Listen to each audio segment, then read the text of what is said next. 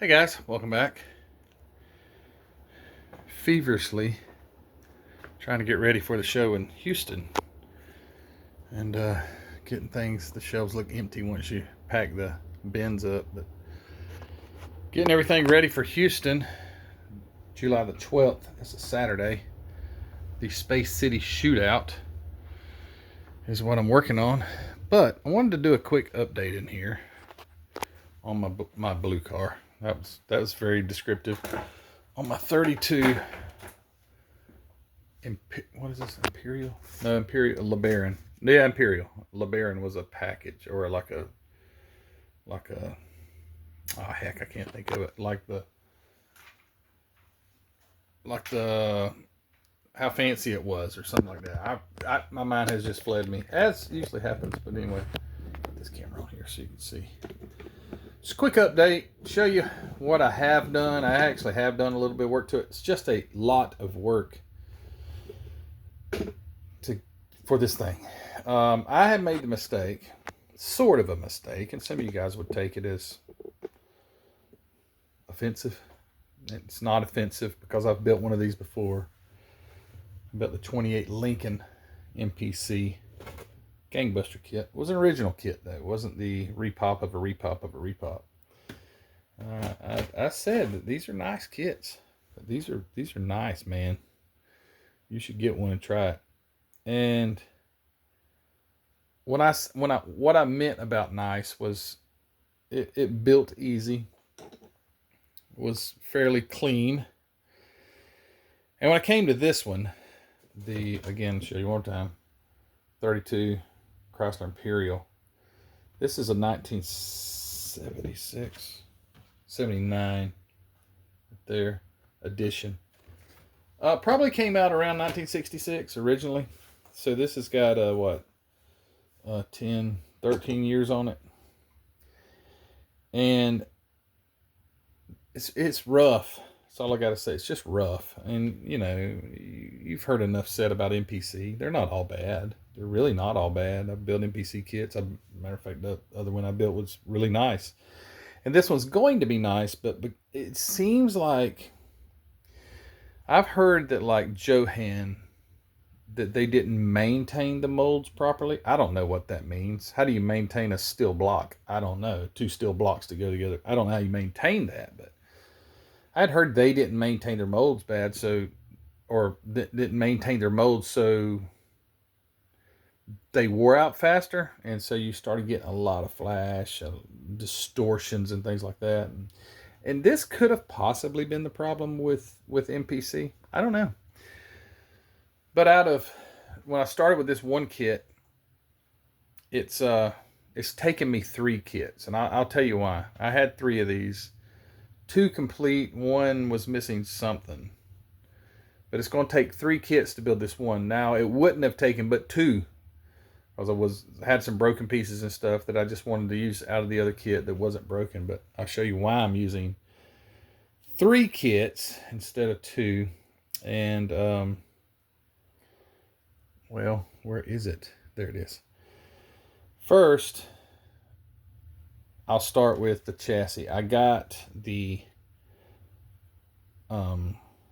front axle. It's not going to be steerable. There is no way that any of those front steering gears or any of that stuff would work with the condition that the parts were in from the molds. So the front steering is completely glued in place. It honestly, I don't really see the reason why they made the front wheels steerable with a little gear and all that stuff, because you couldn't really roll them around. I guess if you built them like the instructions said, they may roll, but this ain't gonna roll, and the steering's not going to be steerable, because these on a monster truck, they call them champagnes. It kind of looks like that, champagne glass, but these things are so, I mean, for instance, you'll see this. I've got to clean this up once I got it glued together, you see. And I actually cleaned these before I put them on there. But it's just terrible. So I'm going to clean up, smooth those off. That fits inside of the hub here, just like so. But they'll have to be scraped, sanded, and all that stuff. So there ain't no way it would have been steerable. Just no way in the world. That should have pivoted on. You can see it's kind of open on the end there. But anyway, it's glued all in place. Got the rear end in place. Got that done. So then I'll just spray the entire chassis, whatever color I decide to spray the entire chassis. Black, probably. I mean, on the box, it's got like a red chassis. I'm not going to do that just because it's too difficult to try and pre-paint it, and then put it together. For instance, like the front wheel assembly deal here. Not that you would paint that any other color, but like I wanted to go ahead and assemble the chassis and just paint it black. I mean, I'm not going to have it up on a turn. I mean, if it turns out nice, yeah, it can be on a turntable, but the chassis is still going to be black. I put one engine together, this one, and I clamped it, and I used the locator pins, and still, I didn't pay any attention, but after I clamped it or something, it moved. You know how, because you'll use a thin cement, and it melts the plastic together, is all that stuff does. It's not like super glue. Super glue doesn't melt anything, it just bonds itself. But this plastic cement, it actually melts the plastic. Somehow or another, when I had it clamped, it moved, and I was like, holy cow, this whole thing, even though it was on the locator pins, and still, even with the locator pins, you still have some problems. So I'd already decided to use 2 kits, so I went ahead and just put another one together and got that one aligned a lot better. Had to scrape a lot. The 2 sides, I removed the locator pins because it did not locate the engine properly. So I just took them off and glued it together. But you have to like do a lot of scraping because one side's still taller than the other for some reason. But anyway, get in there, you scrape. And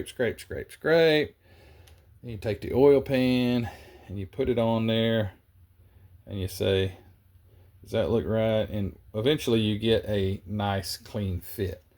I'm not sure if I'm gonna paint the oil pan different from the I've got some reference pictures, a lot of reference pictures I've taken off the internet of one of these cars. I don't have a picture of the oil pan, but I did get the engine together, got the front engine mount, so to speak, together, and it fits in here nicely. Well, did. So I got that where the engine fits in there nice and straight, and that's all good.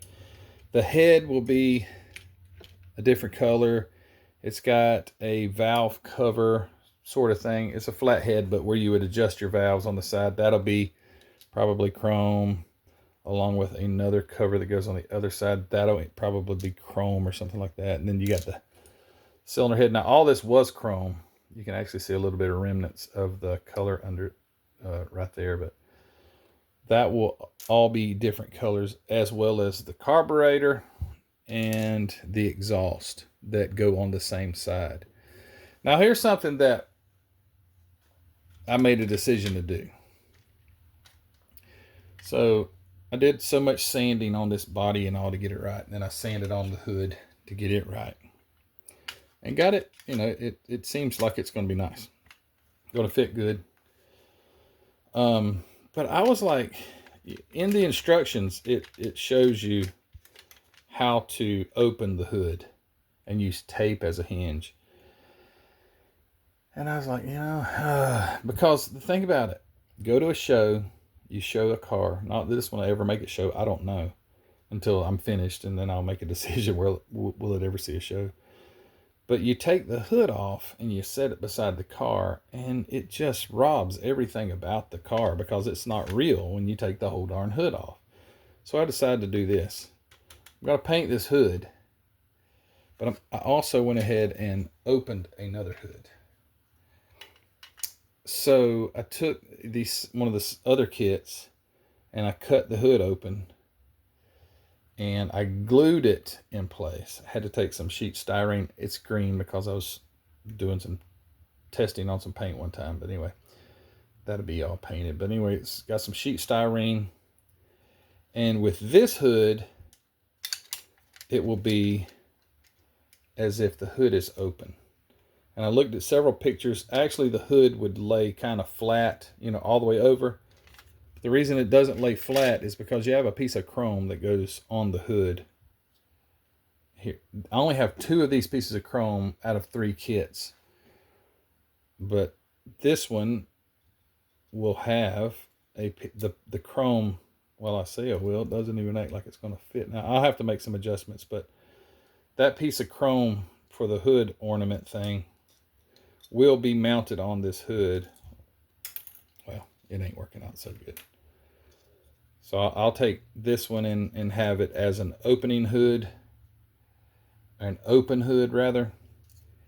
And then I'll have this one right here as a hood that's, you know, closed. And I don't know which one I would use. It just depends on really what it would look like. One problem with that is on these hoods, you have these inserts to go in here. These would be chrome. These little inserts where they stick out. As a matter of fact, they're on this one. So there's no way I could really get in there probably and put those in. So I just went ahead and inserted those and glued them in place. And I'll take my chrome paint with a paintbrush and paint those. And I might do them all that way. It might be just easier to do that. Go ahead and put them in, paint them, and then hand paint the chrome, because you can hand paint Molotov, and you cannot tell it was painted with a paintbrush. It just lays in so smooth. So I had to go ahead and at least put these on, and I'll probably go ahead and do the rest of them. But yeah, I wanted to do 2 hoods and give it that second option of having the hood open. So that's the way it's going to be. But other than that, I haven't had a lot of time to work on this car, and we're going to Texas in the morning. What's today? Today's Thursday. So Saturday's the 12th. Then that's the 11th. That's Friday. So today's the 10th. So today's July the 10th. I don't know when you're watching this, but anyway, today's July 10th. The show's on the 12th. But we have to drive over 13 and a half hours to get out to Houston, Texas for the show. So I've been working really hard on getting everything restocked. So I have at least everything that I generally take to the shows stocked up and ready to go. So I have not had much time to work on this. Not to mention we were going to the mountains last weekend. And then possibly the weekend after Texas is the Charleston, South Carolina show. I believe I have the date right. And we might end up going to that one too. It had a conflicting date. I didn't realize how close it was with the Texas show. I'd already committed to that one. Then I said, oh no, the Charleston show. So I don't know if we'll be able to make that one or not, but we are kind of planning on it. It just depends on what we sell at Texas. If I have to work really hard during the week to try and restock, I don't know, but we're going to try to make the Charleston show, Charleston, South Carolina. But yeah, not a lot going on the bench. And I know this is not like a huge update, but I have worked on it. Like 9 o'clock at night, I was like, I got to quit and come out here and do something. So I'd go inside, take a shower, and then come out here and sit at the bench for a while. I did that, I just did it one night. I meant to do it last night, but I was so darn tired, I just fell asleep in the chair after eating my supper. But yeah, that's it. And I don't think I got anything else to update you guys on, really, at all. But I'll take the camera off here. I guess I'll turn the camera around. But anyway, that's it. Model room, I really like it. It's different. I don't know what else to say besides it's different. It's like you moved into a new house, right? It's like it takes a little while to get used to, but I like it. I'm still out of room, which is crazy, but this model room was my plan was for it to be a little bigger, but whenever we were laying it out, and I only had limited space when we were laying it out, the MCV room here, it would have been too small. And even with it, we're still kind of limited on space here. I mean, it ain't small, but it's by no means like could stand any more growth. And Anyway, it is what it is. I guess that's all I got to say. You learn to adapt to whatever situation you're put into, whether it's a smaller room, a bigger room with less counter space, with more, more places to stow models. But then you got so darn many that it's like that stowage is completely full when you move in, which that's kind of the weird thing, honestly. You build this, you say, I want to have a bigger model room. And then you move in and you say, I'm already out of room. And then you say, this is honestly crazy. Not crazy like, I say crazy like it's just kind of laughable that we buy these things with the intent to build them. I think it's more of the thrill of buying, though. It really is for me. It's the thrill of like, oh man, that is so cool. Put it on the shelf, and then it's uh, on the secondary. It's 2 rows deep in there, and you never see it again for like a year until you move something in there. Like, oh yeah, it's not. And then you see that kit. It's like, it's not so thrilling. And you can kind of go to, it's a problem, sort of a problem, sort of like an addiction. But uh, for instance, I don't want to just go on and go on and go on, but anyway, like lottery, it can be an addiction for some people, and they can spend and spend and spend and lose and lose and lose. I guess at least one benefit with these is like if I was to croak tomorrow, at least she could sell them. You know what I mean? Now that would be a lot of work on her, and that's probably not fair. But at least there is some value in what we spend our money on.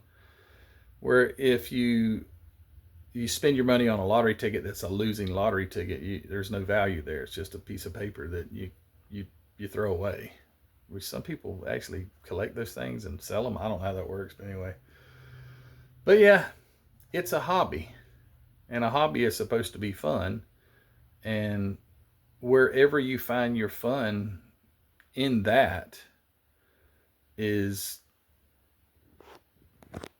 is your choice. Is the fun in buying it? Is the fun in building it? Because there are some guys out there that like their stash is like 15 models, and they have more enjoyment in buying one and building that one.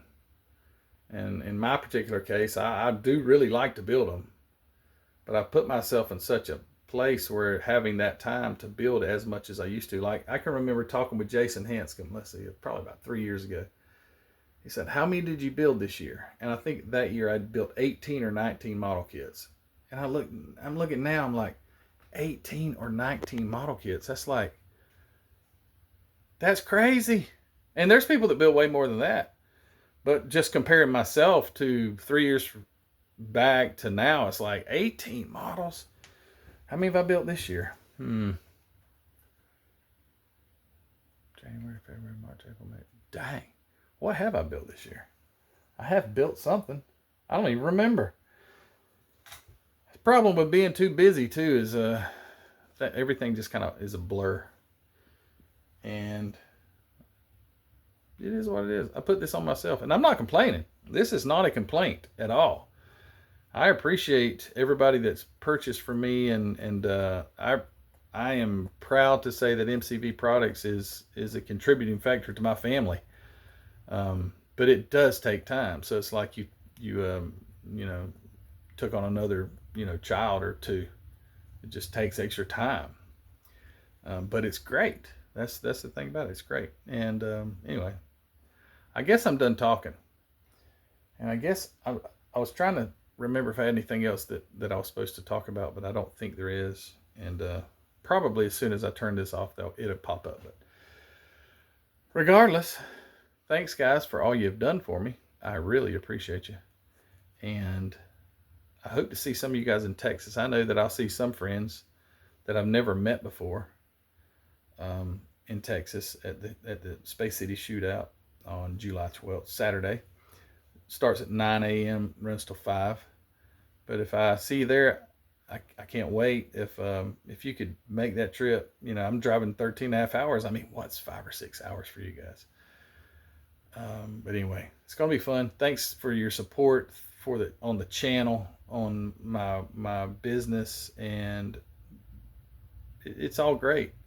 And it's all because of you guys. If I hadn't started this YouTube channel, number one, I wouldn't have a YouTube channel, and number two, I would have not even known about 3D printed parts or anything like that, and would have never even considered doing any of this stuff. So it's an evolution. You know, things evolve, things change, and this one's for the best. And I appreciate you guys. So I'm going to get back to packing the car, getting it all ready. I changed the oil this morning. Let me tell you one quick thing. I have a new car. You have to take this big old belly pan off.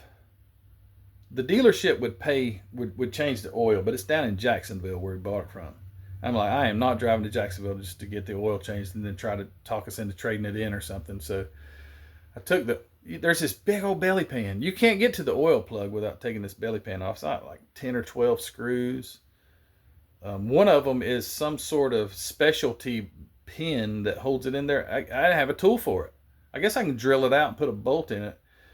But it's almost like they don't want you to take the belly pan off and change the oil yourself. So anyway, I was able to get it down. But you got to take that belly pan off. Then the oil filter on this thing is not a conventional oil filter. It's a cartridge. And where is that cartridge? It's on top of the engine. And then so I thought that it would just pour oil everywhere. It didn't. So at least the next time I know it's not going to pour oil. But yeah, I washed the car. I changed the oil in the car. I've been printing. I've been cleaning and curing. I've been packing. Heather's been helping, and Ellie has too. But it's going to be a long day, but we're going to get out about 5 o'clock in the morning and drive about 13 and a half hours to Houston, Texas, and have a good time.